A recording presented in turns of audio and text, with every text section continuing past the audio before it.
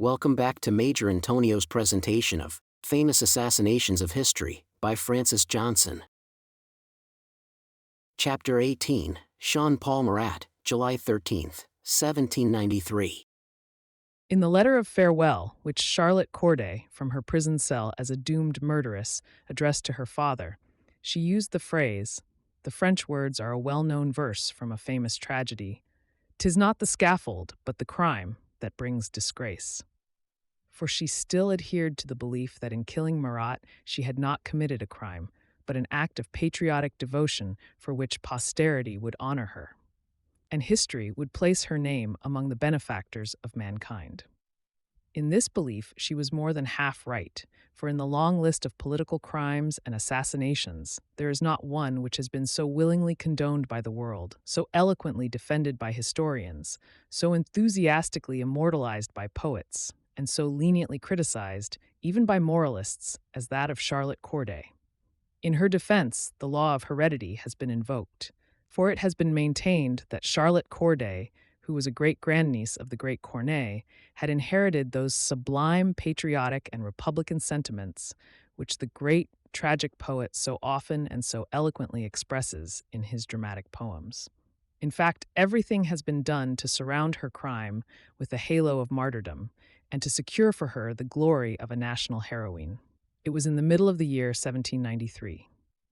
The French Revolution had reached that turning point when the revolutionists had almost exhausted their fury against the royalists and engaged in factional fights among themselves, always ending in the execution of the members of the vanquished party. The National Assembly, transformed into the National Convention, was under the absolute control of the Jacobins, and Marat, Danton, and Robespierre were the absolute rulers of Paris and consequently of France. The king had been guillotined, the queen and the other members of the royal family were imprisoned, and their execution was only a question of time. An insane craving for blood seemed to have taken possession of the men who were guiding the destinies of France. Danton, by far the most gifted of these Jacobins, had forever sullied his name as the author of the September massacres. But far more odious was Marat, the friend of the people, the bloodthirsty demon of the Revolution, who quite seriously demanded, in the paper of which he was the editor and publisher, that 200,000 persons should be guillotined to purify the aristocratic atmosphere of France. The powerful party of the Girondists, who were distinguished by a certain degree of moderation and had been a sort of counterpoise in the convention to the Jacobins, had not only been defeated, but had been actually driven out of the convention and been branded as traitors and enemies to the Republic. With Marat, Robespierre, and Danton in the absolute and unrestrained possession of power, the destruction and execution of the Girondists was therefore only a question of time, of months, weeks, perhaps only of days, and most of them fled from Paris, seeking refuge in those parts of France which were known to be strongly attached to the moderate views of the defeated party. Normandy was one of these provinces, and in its ancient towns and villages quite a number of the proscribed leaders of the Girondist party, Buzot, Pétion, Barbaroux, Louvet, and others, appeared with the outspoken intention of arousing the population and inducing them to march against Paris. There had been great excitement before their arrival. The enemies of the terrorists were in a large majority and had been active in organizing, equipping, and drilling an army, and General Wimpfen, the commandant at Cherbourg, was bold and imprudent enough to announce that he would march upon Paris with an army of 60,000 men. At that time, there lived at Caen in Normandy a young girl of noble descent, very beautiful and ingenious, but poor. Her name was Charlotte Corday, or rather Marie Anna Charlotte Corday. She lived at Sens in the house of her aunt, Madame de Bretteville. Charlotte was the daughter of Monsieur de Corday d'Armance, and a great-grandniece of Pierre Corneille, the greatest of the tragic poets of France. The statement that she was the great-granddaughter of the poet is erroneous. She was the great-granddaughter of Marie Corneille, the only sister of Pierre Corneille, whose daughter married Adrien Corday, Baron of Couvigny. This lineage makes the claim of heredity for Charlotte's sublime character, which is so often insisted on, rather fanciful, especially since no other members of the great poet's family have manifested these characteristics. Charlotte had a sister and two brothers who had left their father's house after he married his second wife. Her two brothers went to Germany to take service in the army of the Prince of Condé in his campaign against the French revolutionists. Charlotte had been placed in a convent at Caen when only 12 years of age, and being naturally contemplative, the retirement and silence of the convent made her even more so. She abandoned herself entirely to those vague dreams and exaltations which so often fill the minds and souls of young girls on the threshold of womanhood, especially the proud, exalted, grandiose heroines whom her great-granduncle had immortalized in his tragedies. Cinna, Horace, Polyeucte, Le Cid made a profound impression upon her, and she learned the most beautiful passages by heart. Her very education seemed to prepare her for the great historic role which she was to play some 10 or 12 years later. At the age of 17 or 18, she left the convent and was kindly received in the house of Madame de Bretteville. Her mind was filled with the exalted sentiments of Corneille and Plutarch, whom she read and reread with great delight. Her soul was restless at the sight of the increasing agitation against the corruption of the aristocratic classes and of the profound misery and degradation of the poor. The house of Madame de Bretteville was one of those somber, sad-looking, narrow residences which are still found occasionally in the silent and sleepy streets of old Norman towns, and well adapted to the stern and dreamy character of Charlotte. In the rear of the house there was a garden, surrounded by high walls, and this garden became the favorite spot of Charlotte in her readings and studies. Her extraordinary beauty, which consisted as much in the classical cast of her features, her dazzling complexion, her magnificent eyes, as in the intellectual expression of her countenance and her queen-like bearing, had fully unfolded itself in the quietude of her home. Those who have found in books the greatest joys and pleasures of their lives know what an immense enthusiasm, what an ardent and insatiable curiosity fills the soul when circumstances permit them to explore the vast field of human thought and inspiration, and to dive into its treasury. Madame de Bretteville's library was well filled with translations of the great classics of Greece and Rome, and also with the works of Voltaire, Rousseau, Montesquieu, and other modern writers. These became the favorite study of Charlotte. One of her greatest favorites was Raynal, whose famous History of the Two Indies had just appeared and filled Europe with admiration. Very likely that which appealed so strongly to Charlotte's heart was the sympathy which the author felt for the oppressed races, and especially for the black slaves. With untiring zeal and passion, she devoured everything in her aunt's library: novels, history, philosophy, and these studies finally led her to politics, which engaged at that time the minds of the foremost writers of France and became the favorite subject of public and private discussion. In this way, two parallel currents of ideas had formed themselves in Charlotte's mind. On the one hand, a powerful desire for greater liberty and the elevation of the oppressed and degraded.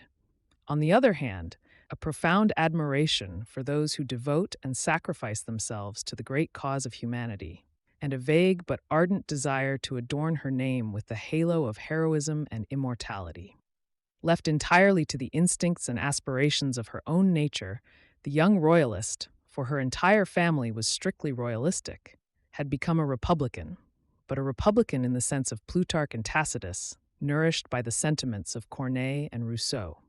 Nothing in her appearance indicated her enthusiastic and soul-devouring ambition to make herself the deliverer of her country from the terrible calamities which had recently befallen it.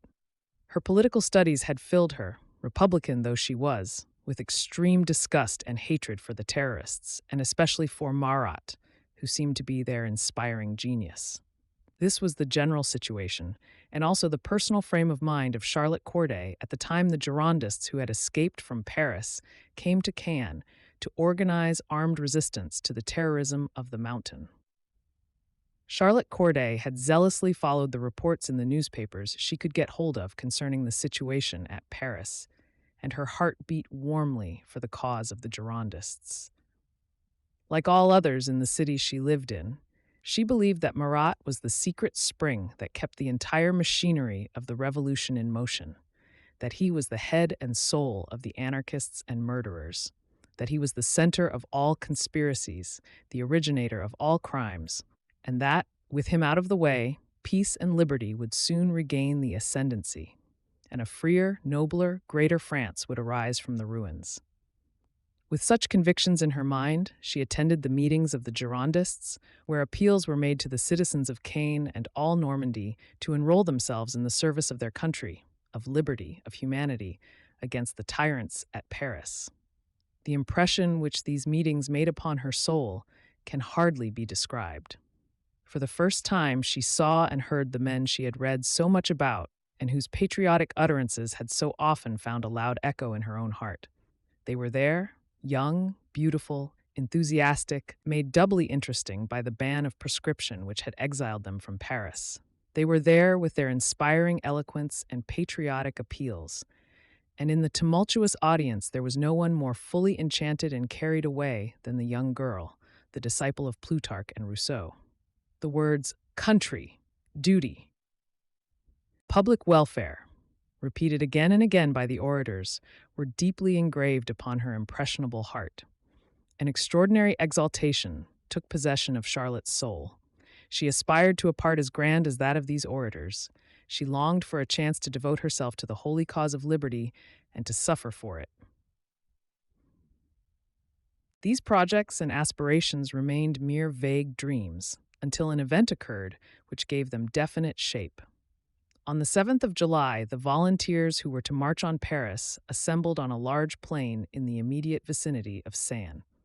The plain was large enough to hold 100,000 men, but only 30 volunteers appeared.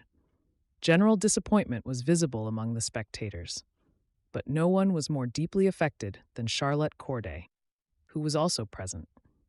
It seems that from that very sorrow there sprang up within her mind a project both heroic and terrible, to assassinate Marat, whose words had been most influential in expelling and proscribing the Girondists.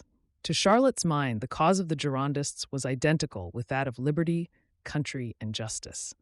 And how often in the past had a pure and blameless life sacrificed for a great cause appeased the wrath of destiny? She went home and requested an interview with the Girondist deputies. Charlotte Corday was then 24 years old, but looked much younger. She was tall and of beautiful proportions. Her complexion was of dazzling whiteness. Her hair was blonde, her luminous eyes of charming sweetness, her nose finely cut, and her chin indicated firmness and determination. Her face was a perfect oval, and the total impression was that of perfect beauty. Both her smile and her voice were of angelic sweetness. Charlotte made a profound impression upon the deputies, but they were not inclined to take her seriously. One day Pétion came in while she was in conversation with Barbaroux. Ah, said he, there is the beautiful young aristocrat paying a visit to the Republicans. You judge me wrongly, she replied, but some day you will know who I am.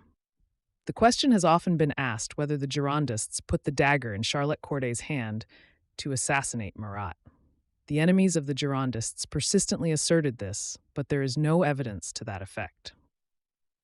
Possibly in her 2 conversations with Barbaroux, her determination to assassinate Marat and not Danton or Robespierre became confirmed by the intensity of hatred and contempt manifested for him by the famous Girondist leader. At all events, after these interviews, she made her preparations to go to Paris with great circumspection and great tranquility of mind.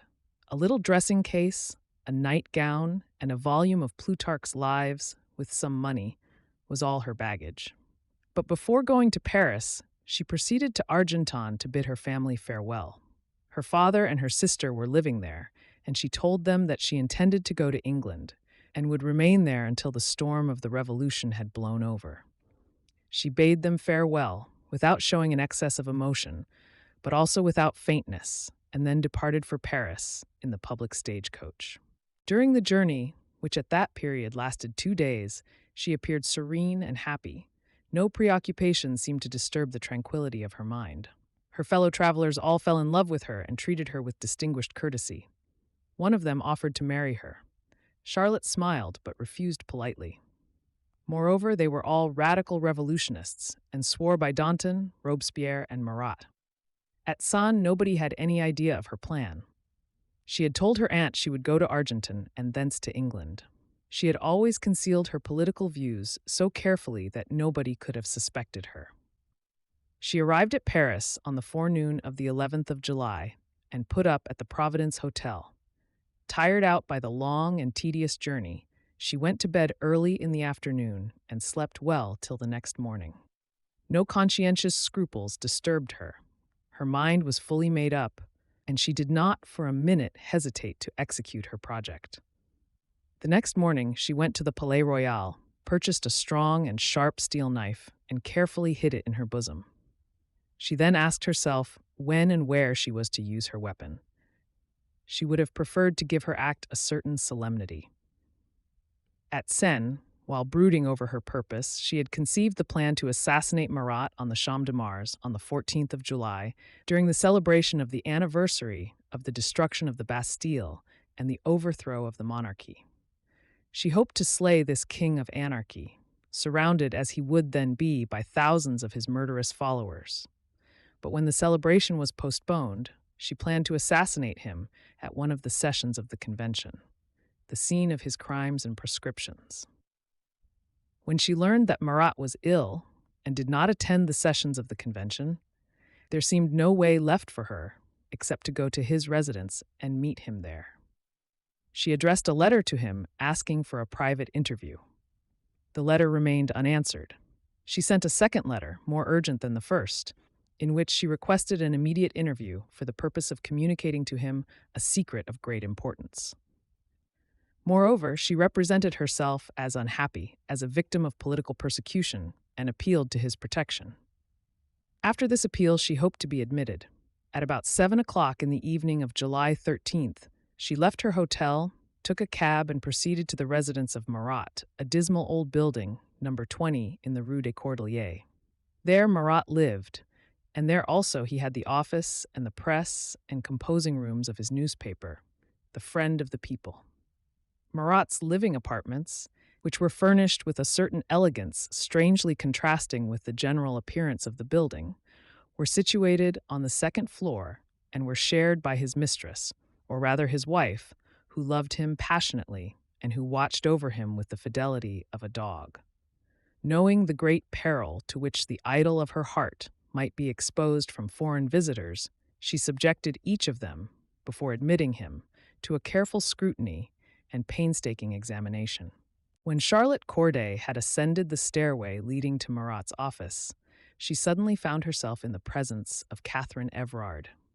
She continued to call herself by that name, although afterwards it appeared that she had been married to Marat. Catherine was surprised at the strange visitor, who, with a firm and melodious voice, inquired for the citizen Marat and desired to see him. With great attention, Catherine scanned the young woman, who was dressed with great modesty and looked like a lady from the provinces, and demanded the object of her visit, and as Charlotte either refused to give her that information or failed to impress her favorably, she declined to admit her to Marat's room, who, she said, was just taking a bath and could not be seen. At this moment, Marat's voice was heard from a room whose door was not tightly closed, and he told Catherine to admit the young stranger. He thought it was the young woman who had written to him and who had announced her visit for that evening. Thus invited, Charlotte entered the room, much against the wish of Catherine. It was a small and dark room. A bathtub stood in the center, and Marat was taking a bath, covered up to the neck, except his right arm and shoulder, for he was in the act of writing an editorial for his newspaper. A board had been placed across the tub, and in this way a table had been formed to hold his manuscript. As she stepped up to him, he began to ask her concerning the important news from Normandy she had promised in her letter. He also inquired about the Girondists who had gone there and wanted to know what they were doing. She told him. "It is all right," he said, while marking down their names. "Within a week, they will all be guillotined." If anything had been needed to confirm her resolution and to stir her up to speedy action, it was this announcement. She quickly drew the dagger from her bosom and plunged it into Marat's breast up to the handle. This thrust, aimed from above and executed with wonderful force and firmness, pierced the lungs and severed the main arteries, from which a stream of blood rushed forth. "Ah, this to me, my dear friend!" exclaimed the wounded man. It was all he could say. A moment later, he was dead. The assassination of Marat created a rage, a frenzy among the lowest classes of the population of Paris, which it is impossible to describe. That the courageous young woman who had slain the demon of blood was not torn to pieces is a wonder. Charlotte, in thinking of the fate which might befall her after her task was performed, had not forgotten the possibility or even probability of falling a victim to the fury of the people. But even this terrible prospect did not deter her. She received what may be called a fair trial, and she had the benefit of an official defender. Since she did not deny the act of assassination and readily admitted that it was an act of premeditation and careful preparation, any painstaking investigation might have been deemed unnecessary. But for the hope which the terrorists entertained of connecting the Girondist party, and especially the Girondists assembled at Sun with her crime, a hope in which they were utterly disappointed. She was therefore arraigned before the Revolutionary Tribunal and subjected to a rigorous examination as to her accomplices. "Who filled your mind with so much hatred for Marat?" asked the judge. "I did not need the hatred of others," she replied. "My own was sufficient." "But somebody must have instigated you to commit this deed?" "We do but poorly what others tell us to do." "What did you hate him for?" "For the enormity of his crimes." "What do you mean by his crimes?" "His crimes against France and humanity." "Why did you kill him?" "In order to give back peace to my country." "Do you believe you have killed all the Marats of France?" "His death may frighten the others." "Do you regret and repent your deed?" "I rejoice that it was successful." Only once during this trial her heart failed her. It was when Catherine Evrard, Marat's mistress, took the stand to testify against her, and in a voice choked with tears told the story of her visit to Marat's house. Looking at the woman who through her deed had lost him whom she loved, the tears burst from her own eyes, and she exclaimed, "No more, no more, I implore you. It is I who killed him. I do not deny it." Again, she was deeply moved when the dagger with which she killed Marat was presented to her. "Do you recognize this instrument?" She turned away her face and exclaimed, "I do, I do." The public prosecutor called attention to the fact that she had plunged the dagger into the breast of her victim from above, that it was a difficult thrust, and that she must have practiced it before she acquired so much skill. She listened attentively to what he said, and exclaimed with unfeigned indignation, "Shame, shame! The wretch wants to brand me as an assassin." Her words caused a sensation. The audience and even the judges were struck with admiration. So much energy and patriotic devotion were expressed in her answers. She stood before them like an antique heroine, not trembling for her life, but provoking death and inviting it by her justification of the crime she had committed to save her country. The trial resulted in her conviction. She received her sentence of death without showing any emotion. Was it not the crown of immortality to which she had aspired? Her official defender, Chauveau-Lagarde, the same who 3 months later so nobly defended Marie Antoinette, might have saved her by pleading insanity, but he comprehended her nobility of soul and would not offend her by such a plea. "She refuses to be defended," he said.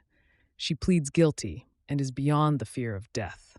After the death sentence had been pronounced, she stepped up to her defender and with a smile of angelic sweetness thanked him for his noble-minded, graceful, and kind defense.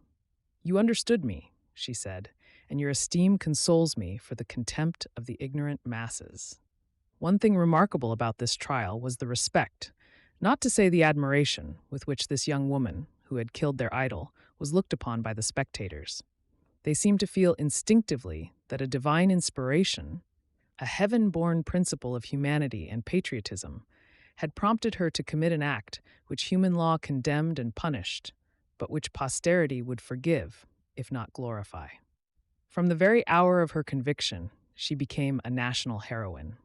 The wild Maratists clamored against her, but there were thousands and thousands, even among the revolutionists, who sympathized with her and admired her. Brutus ceased to be the patron saint of patriotic assassins. His place in the hearts of enemies of tyranny and despotism was taken by the young girl who had so heroically thrown life and beauty away to redeem her country. Poets and authors immediately celebrated her in song and prose. It may be said that her immortality commenced even before her beautiful head fell under the knife of the guillotine.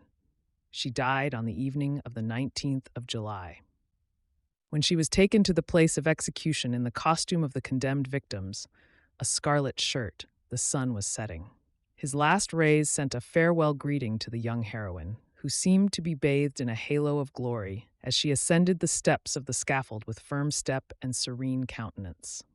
A shudder passed through the multitude as her head fell into the basket. She was not insane. She was an exalted, enthusiastic dreamer who looked upon her crime as an act of justice demanded by the necessities of the times, an act inspired by a higher power which had guided her in her design and helped her in its execution. Thinking of Jeanne d'Arc, who had saved France and immortalized herself by her self-sacrificing devotion, she felt convinced that God often chooses woman as his instrument for interposition in the history of nations. If she deceived herself in the nature of the act by which she hoped to restore the happiness of France and to terminate the era of bloody hecatombs sacrificed to the fury of sanguinary monsters, is it the duty of the historian to judge her severely?